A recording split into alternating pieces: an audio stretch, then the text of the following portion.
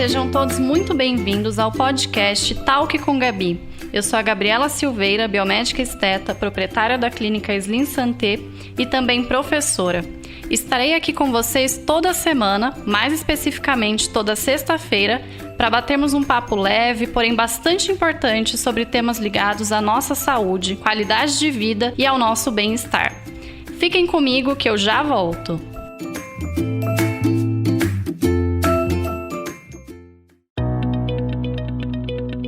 Esse episódio de Talk com Gabi tem o apoio do grupo Doutora Gabriela Silveira, onde você, profissional da saúde, encontra cursos voltados para a área da estética injetável, sempre ministrados por profissionais especializados e amplamente preparados para colocar você em contato com o que há de melhor e mais avançado no setor. Para saber mais, acesse no Instagram, @grupo Doutora Gabriela Silveira.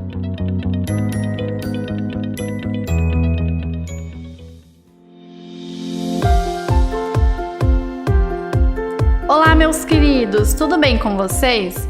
Estou de volta e já vou logo dizendo do que conversaremos hoje: harmonização facial. Sim, vocês pediram e eu estou aqui para falar desse procedimento que, embora esteja cada vez mais popular, ainda gera bastante dúvidas. Sempre que eu posto algo relativo à harmonização no Instagram, mostro eu realizando alguma técnica, chovem perguntas, o que é muito legal. Então, fiz um apanhado daquilo que mais me perguntam e vamos falar sobre tudo isso hoje. E se você ainda não me segue lá no Instagram, a hora é essa, @doutora Gabriela Silveira, segue lá. Agora vamos ao trabalho. O que é a harmonização facial? A harmonização facial, muitas pessoas conhecem como um preenchimento facial para gerar uma harmonia. Mas a harmonização facial, ela vai muito além de preencher. A harmonização facial, ela já começa a acontecer até mesmo quando você faz uma maquiagem na sua casa. A gente começa a harmonizar quando a gente faz uma limpeza de pele. A gente está harmonizando a pele, deixando a pele mais harmônica. Quando a gente passa um ácido na pele, quando a gente faz um peeling, quando a gente faz uma radiofrequência, um NCTF, um estímulo de produção de colágeno, um botox. Então, a harmonização facial, a gente tem que imaginar que é um conjunto de procedimentos específicos para cada paciente.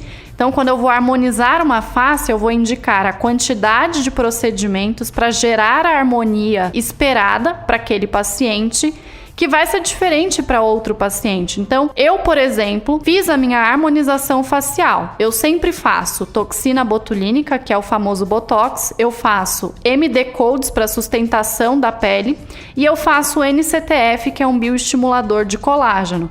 A minha limpeza de pele a cada 2 meses eu sempre realizo.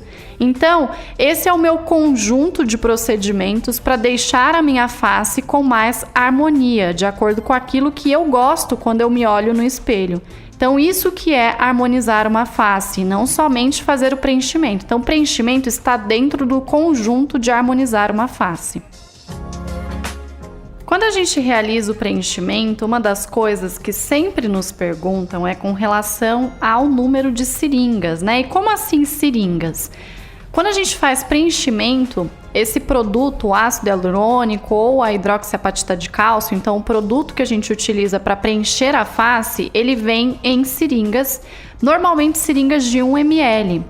E cada região da face nós temos um número máximo por vez, né? Então, por sessão de ácido hialurônico, normalmente é o produto que a gente mais utiliza para fazer a harmonização facial, o preenchimento facial, que a gente pode colocar num dia para que esse paciente ele se mantenha seguro.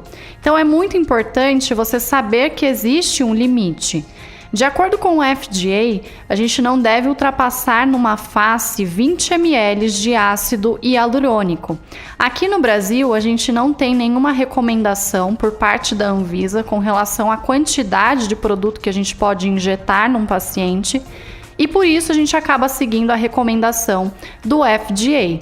Então, o que a gente entende, né? Pessoas que muitas vezes ultrapassam o número de 20 seringas de ácido hialurônico são pessoas que muitas vezes estão tratando todas as vias do envelhecimento somente com o preenchimento. Então, no nosso podcast, o primeiro podcast, o episódio 1, eu falei sobre envelhecimento facial, onde eu explico todas as vias de envelhecimento. Quando a gente entende que a gente não envelhece somente por perda de colágeno, a gente entende que não dá para simplesmente, quando a gente se olha no espelho e se percebe com o rosto mais envelhecido, somente fazer preenchimento. Então a gente tem skin buster, a gente tem radiofrequência, a gente tem laser.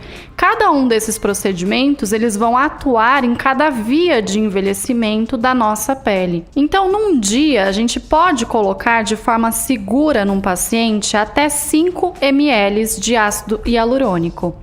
A gente espera normalmente um período aí de 15 dias para fazer uma nova colocação, dependendo de onde eu coloquei o ácido hialurônico. Então, quanto mais superficial eu coloco, eu posso espaçar esses 15 dias. Se eu coloco ele mais profundo, o supraperiosteal, por exemplo, para sustentação de pele e tudo mais, eu vou espaçar 30 dias entre uma sessão de preenchimento e outra, sendo que numa face eu posso chegar até 20 ml. O ácido hialurônico, ele tem uma durabilidade mais ou menos de 9 meses até 1 ano, mas ele pode até durar 1 ano e meio, 2 anos, depende da profundidade da reticulação do ácido hialurônico que a gente está injetando no paciente. E depende também da região, por exemplo, lábios e olheiras são regiões que têm uma durabilidade um pouco menor, então normalmente vai ter uma durabilidade ali de 9 meses. Por que eu estou explicando isso para vocês? Porque o ácido hialurônico, diferente da toxina botulínica do Botox, que a gente tem que esperar 6 meses para fazer novamente, eu não preciso esperar todo esse tempo. Eu não preciso esperar o ácido hialurônico, o preenchimento todinho sair para que eu faça novamente. Então, muitas vezes, a gente faz o preenchimento, 1 mês depois pode pôr um pouco mais, 4 meses depois pode colocar um pouco mais. Então, tudo vai de acordo com a necessidade do paciente e, é claro, sempre pensando em deixar o rosto mais natural possível e harmônico. A durabilidade está relacionada muito com o estilo de vida de cada um. Pacientes que tomam sol todos os dias, pacientes fumantes, pessoas que bebem pouquíssima água, são pessoas que vão ter uma durabilidade um pouco menor. Pessoas que tomam muito corticoide, anti-inflamatório, antibiótico, para qualquer coisinha tá tomando remédio, eles também podem ter uma durabilidade um pouco menor. A marca do preenchedor, ela também influencia muito na durabilidade, então muito cuidado com o profissional que você vai escolher para fazer o seu preenchimento facial, porque dependendo da marca do produto que o profissional utilizar, você pode ter uma durabilidade diminuída. Mas vale lembrar essas questões do estilo de vida, porque muitas vezes algumas pessoas acabam culpando somente a marca, ou a técnica, ou o profissional, e muitas vezes a durabilidade ela é diminuída pelo seu organismo. Então nós também temos que lembrar que a durabilidade do preenchimento ela também está associada à sua imunidade. Então o seu sistema imunológico ele pode simplesmente não gostar do ácido hialurônico que está sendo injetado na sua pele, e ele pode mandar esse ácido hialurônico embora de forma mais rápida do que em outras pessoas que acabam tolerando melhor o ácido hialurônico. É importante também lembrar que esse ácido hialurônico, ele é um ácido hialurônico que nosso organismo produz ácido hialurônico, mas não é o ácido hialurônico que ele produz que a gente está injetando. A gente injeta ácido hialurônico vindo de cultura bacteriana, ou seja, o seu organismo, por mais que tolere o ácido hialurônico que está sendo injetado, ele pode simplesmente mandar esse ácido hialurônico embora. E aí, a gente tem aí diferentes durabilidades no mercado. Por isso, eu sugiro sempre, para todos os profissionais que trabalhem com a melhor marca possível, já considerando o estilo de vida do paciente, para que tenha uma durabilidade boa. No preenchimento facial, nós podemos utilizar o ácido hialurônico e a hidroxiapatita de cálcio, que eu comentei com vocês. A hidroxiapatita de cálcio, por ser um produto de maior durabilidade, mas também de maior risco por não ter um antídoto, Então, o que significa isso? O ácido hialurônico, caso o paciente não goste do resultado ou caso alguma intercorrência aconteça, nós temos o antídoto chamado hialuronidase, que é uma enzima que degrada o ácido hialurônico e que nós podemos fazer a aplicação de hialuronidase para degradação do ácido hialurônico diante de uma intercorrência ou diante de um paciente que muitas vezes não gostou do resultado. Já a hidroxiapatita de cálcio, ela é um produto que volumiza mais do que o ácido hialurônico, além de preencher, ela estimula a produção de colágeno, mas essa hidroxiapatita, ela não tem um antídoto, ou seja, se eu estiver diante de uma complicação com ela, é muito mais difícil de eu conseguir retirar esse produto. Ela não pode ser aplicada em regiões de alto risco, porque são regiões mais propícias a gerar, por exemplo, uma isquemia, que é quando a gente tem a diminuição da oxigenação tecidual. Então, trabalhar com a hidroxiapatita no preenchimento é algo muito bom, porém, eu só aplico a hidroxiapatita de cálcio na região de mento e na região de mandíbula. Eu não aplico em outras regiões de alto risco. Não que essas regiões não tenham risco, sim. Todas as regiões da face, elas envolvem riscos para se fazer o preenchimento, mas são regiões que eu considero muito menos arriscadas do que, por exemplo, preencher um nariz, o dorso do nariz com hidroxiapatita, do que preencher, por exemplo, um sulco nasogeniano, onde a gente tem ali a artéria facial passando exatamente na mesma região. Então, utilizem a hidroxiapatita, mas utilizem com muito cuidado e com muita precaução. Os riscos de realizar um preenchimento incluem principalmente o risco de isquemia. Eu acho que esse é um dos riscos mais temidos por todos os profissionais. Então, isquemia, ela pode acontecer intra-arterial ou extra-arterial. Quando a isquemia acontece intra-arterial, significa que você fez um preenchimento, provavelmente utilizando uma agulha, ou que você fez um preenchimento, provavelmente com uma microcânula muito fina. Então, a microcânula ideal para você realizar um preenchimento, por exemplo, é a microcânula que tenha um calibre 22G. Quem é da área conhece esse calibre de microcânula.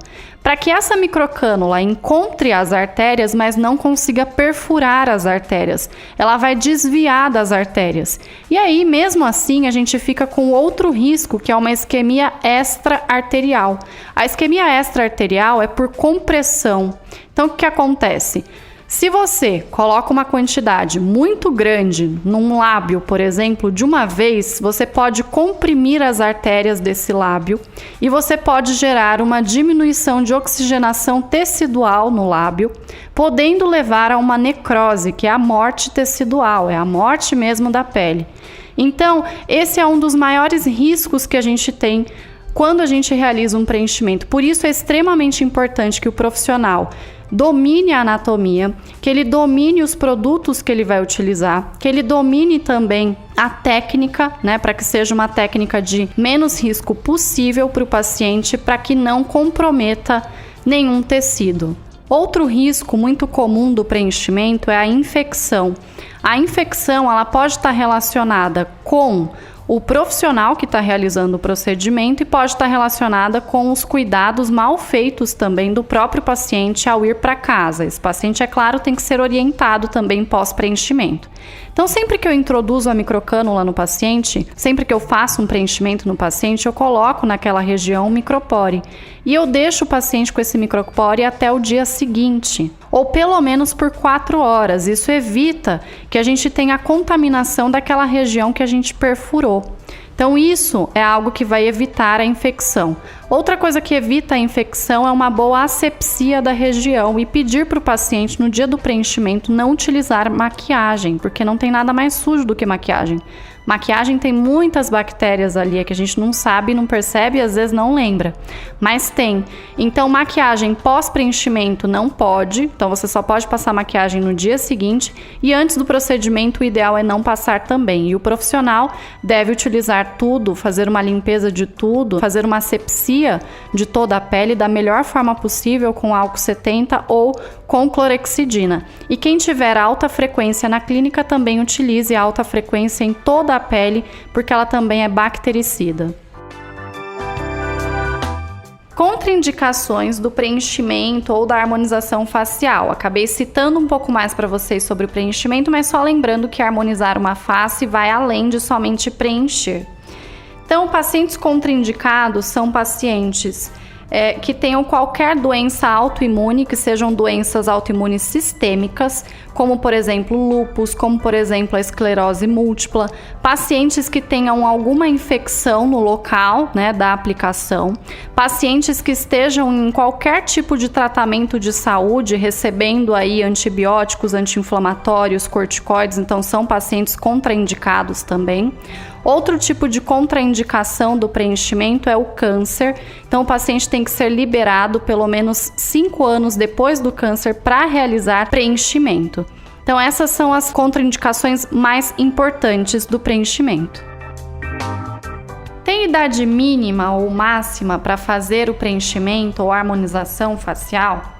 Não tem idade, gente. Preenchimento, harmonização facial, normalmente a gente pode, né, realizar a partir dos 18 anos e não tem idade. Eu sempre digo que preenchimento, harmonizar uma face, não tem idade, tem indicação. Então, tudo vai de acordo com a indicação de cada um. Bom, espero que vocês tenham gostado desse tema. A harmonização facial realmente é algo que muita gente me pergunta. E só para encerrar, eu acho que preencher uma face, né? Toda vez que a gente vai preencher uma face, é como se a gente estivesse pintando um quadro. Então, o resultado vai depender do artista que está ali por trás daquele preenchimento. É muito importante ressaltar, inclusive, a naturalidade. Quando a gente fala de naturalidade, não significa que fazer o preenchimento, ele não vai ser percebido. Ele vai ser percebido, ele deve ser percebido, até porque se a pessoa está buscando algo, né, para se sentir melhor, para melhorar a sua autoestima, ele deve ser percebido, mas ele não tem que se sobressair as características naturais daquela face. Nenhuma face tem que ser igual a outra, nenhuma boca tem que ser igual a outra, nenhum malar tem que ser igual ao outro. A gente tem que deixar o rosto com as características naturais, ressaltando o que tem de mais belo naquela face. Esse é o tipo de resultado que eu gosto de apresentar para os meus pacientes e para os meus alunos. Caso ainda tenham ficado algumas dúvidas, é só me escrever lá no Instagram que eu responderei com o maior prazer, no @doutora Gabriela Silveira. E semana que vem, dia 25/12, em pleno dia de Natal, será o nosso último programa do ano. Será um programa especial. Então, não deixem de ouvir para fecharmos juntos esse ciclo tão maluco e difícil que foi 2020. Espero por vocês. Um beijo e até lá!